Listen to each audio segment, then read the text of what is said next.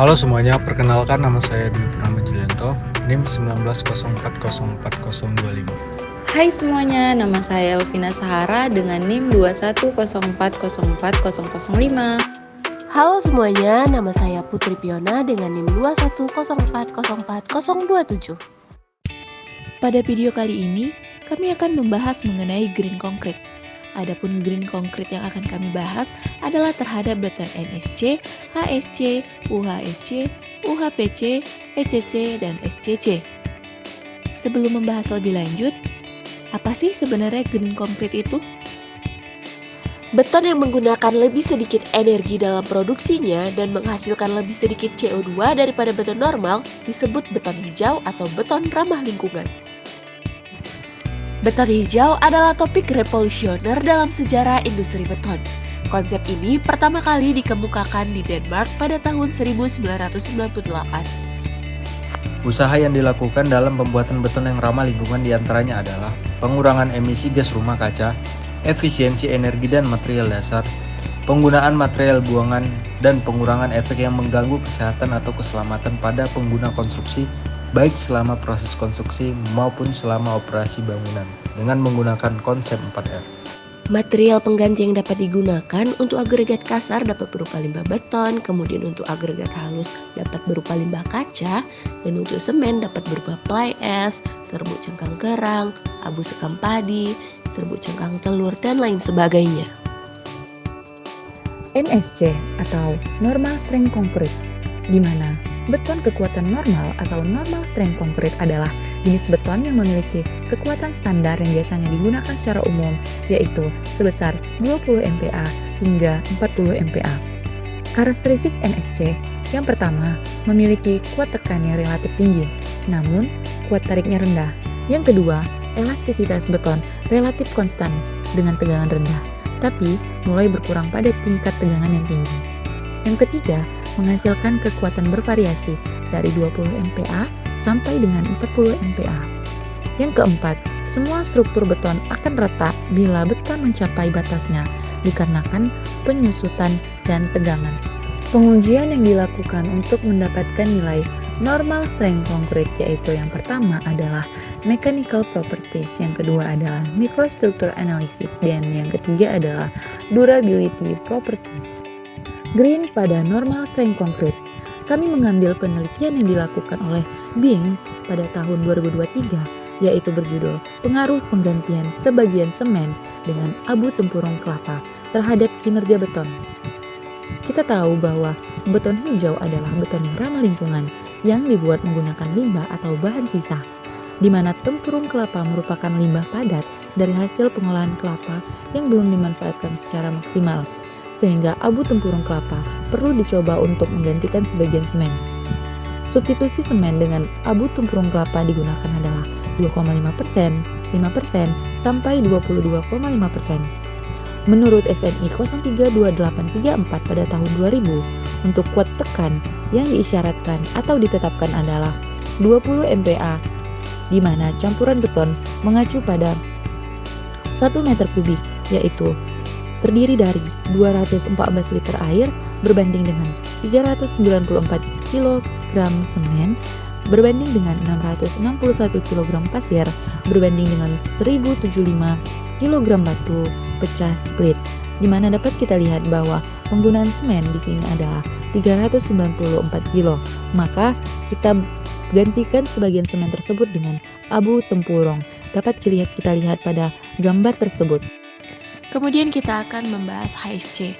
Sejarah HSC dimulai pada akhir tahun 1960-an, di mana admixture untuk mengurangi air diproduksi di Jepang dan Jerman. Aplikasi pertama di Jepang yaitu digunakan untuk produk girder dan balok pracetak dan cetak di tempat. Kemudian di Jerman awalnya ditujukan untuk pengembangan campuran beton bawah air yang memiliki kelecekan tinggi tanpa terjadi segregasi. Kemudian karakteristik HSC, Beton American Institute mendefinisikan bahwa high strength concrete sebagai beton kekuatan tekan lebih besar dari 600 PSI atau 41 MPa. Kemudian untuk material HSC sendiri, di sini berdasarkan penelitian yang dilakukan oleh Singh et al. Pada tahun 2023, digunakan semen, super plasticizer, fly ash, PCA, metakaolin, dan L-Dislag. Kemudian, metode campuran yang dapat digunakan dalam merencanakan campuran high strength yaitu diantaranya adalah minimum void method, maximum density method, fineness modulus method, British mixed design, American Concrete Institute method, dan Indian Standard method. Kemudian kita akan membahas green concrete HSC. Perkembangan industri keramik di Indonesia yang terus mengalami peningkatan juga berdampak pada meningkatnya limbah keramik yang timbul.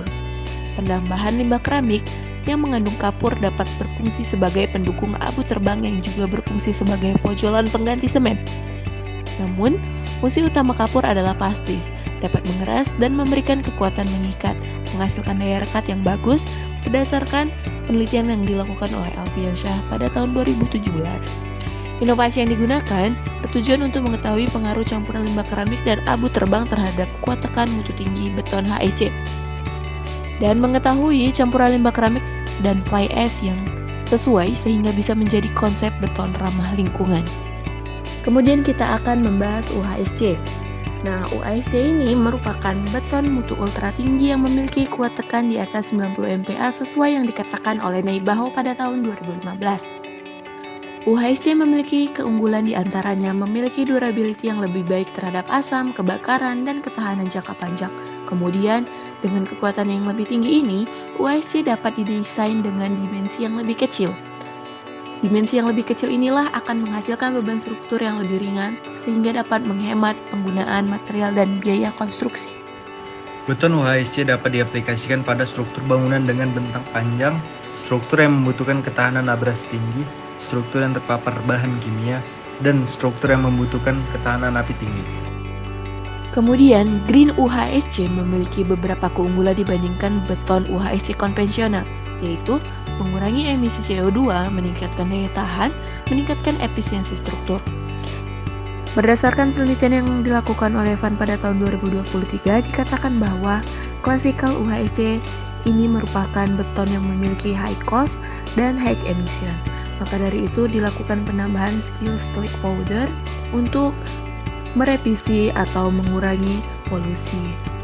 Selanjutnya kita akan membahas UHPC atau Ultra High Performance Concrete. Nah, ASTM mendefinisikan bahwasannya UHPC merupakan beton dengan spesifikasi kuat tekan minimal 120 MPa dengan agregat berukuran maksimal kurang dari 5 mm dan nilai flow testnya antara 200 sampai 250 mm dengan pengujian yang mengacu pada ASTM 1437. Beton UHPC ini memiliki karakteristik yang pertama kekuatan tekan tinggi, kemudian kekerasan tinggi, daya tahan lama, duktilitas tinggi, dan kedap terhadap air.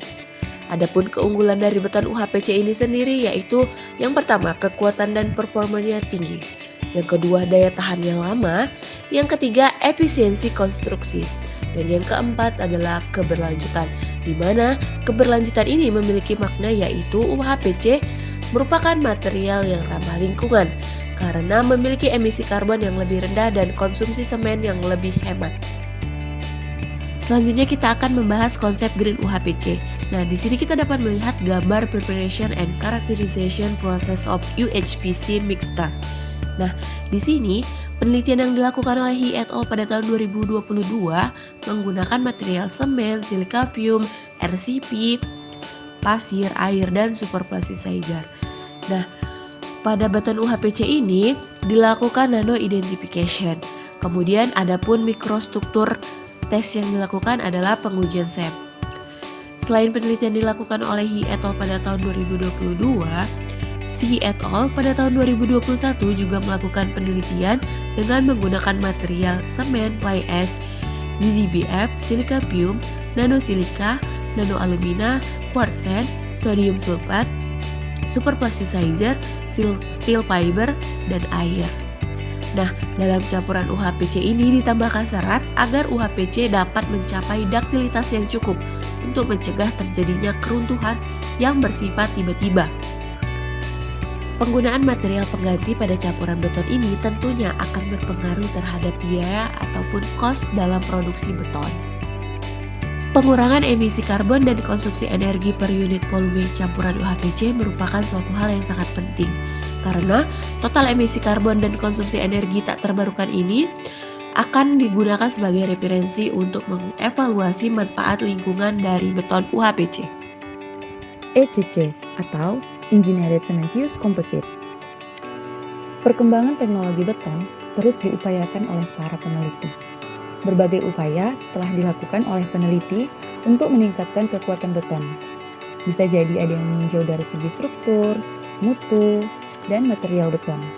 Salah satu upaya peningkatan kekuatan beton yaitu dengan menggunakan Engineering Cementitious Composite atau ECC, yaitu komposit beton yang diperkuat dengan serat pendek yang disebar secara acak. Engineered Cementitious Composite atau ECC adalah material yang terdiri dari komposit semen dengan distribusi serat pendek secara acak dengan volume sekitar 2%. Penelitian yang dilakukan oleh Kim Ki-soo dan kawan-kawan pada tahun 2013. Kemudian, workability akan lebih jelas pengertiannya dengan adanya sifat-sifat berikut, seperti mobility, yang kedua ada stability, yang ketiga ada compactability, yang keempat adalah finishability. Selain itu, Engineering Cementitious Composite memiliki karakteristik. Yang pertama, ductilitas tinggi. Yang kedua, karakteristik mikro. Yang ketiga adalah perilaku ECC mirip dengan baja yang dapat bengkok atau ulet. Sedangkan beton konvensional memiliki perilaku rapuh. Mechanical properties yang biasa digunakan adalah seperti kuat tekan, dapat dilihat pada gambar, kuat tarik, dan SEM serta XRD. Kemudian, beton ECC juga dikenal sebagai beton yang ramah lingkungan. Hal ini dikarenakan penggunaan bahan tambahan mineral atau mineral admixture cukup besar posisinya dibandingkan dengan beton konvensional. Green ECC. Kekhawatiran terhadap keberlanjutan dalam industri konstruksi semakin meningkat, di mana ECC mempunyai potensi untuk mengurangi jejak karbon dan energi di lingkungan binaan, karena ketahanan retaknya dan sifat penyembuhan sendirinya. Selama dekade terakhir, upaya perlanjutan telah dilakukan untuk mengembangkan ECC yang lebih ramah lingkungan. Nah, upaya ini dapat diklasifikasikan secara luas berdasarkan penggunaan bahan pengikat, bahan pengisi, dan serat yang lebih ramah lingkungan. Selanjutnya mengenai ECC atau disebut juga dengan Self-Compacting Concrete. Self-Compacting Concrete merupakan beton yang mampu memadat sendiri dengan selam yang cukup tinggi. Beton dengan mutu cukup tinggi mensyaratkan nilai faktor air semen atau FAS yang rendah. Namun, dengan FAS yang rendah, workability-nya menjadi turun. Hal ini dapat diantisipasi dengan menggunakan admixture yang dapat meningkatkan kecelakaan adukan beton seperti super plasticizer. Selanjutnya, kriteria SCC. Yang pertama, ada filling ability. Kemampuan SCC untuk mengalir dan mengisi ruang atau bentuk di bawah beratnya sendiri. Yang kedua, ada passing ability. Kemampuan SCC untuk melewati celah antar besi tulangan atau ruang sempit dalam cetakan. SCC yang mempunyai passing ability dapat diuji menggunakan alat L-shaped box. Yang ketiga ada segregation resistance. Kemampuan SCC untuk mempertahankan homogenitas dalam komposisi beton selama transportasi dan penempatan. Kemampuan ini dapat diketahui dengan menguji beton segar menggunakan V-funnel. Kelebihan beton SCC diantaranya adalah sangat encer, tidak memerlukan pemadatan manual, lebih homogen dan stabil, kuat tekan beton bisa dibuat untuk mutu tinggi atau sangat tinggi, lebih kedap, porositas lebih kecil, susut lebih rendah, kemudian dalam jangka panjang struktur lebih awet, tampilan permukaan beton lebih baik dan halus, dan tenaga kerja yang dibutuhkan juga lebih sedikit karena beton dapat mengalir dengan sendirinya. Kemudian kita akan membahas konsep green SCC. Penggunaan semen pada SCC membutuhkan jumlah yang lebih banyak dari beton normal. Pada konsep green building, mensyaratkan bahwa pembangunan dalam bidang konstruksi menggunakan material-material yang ramah lingkungan. Usaha yang dapat dilakukan adalah dengan mereduksi penggunaan semen dan menggantikan sebagian agregat halus dan kasar dalam campuran beton.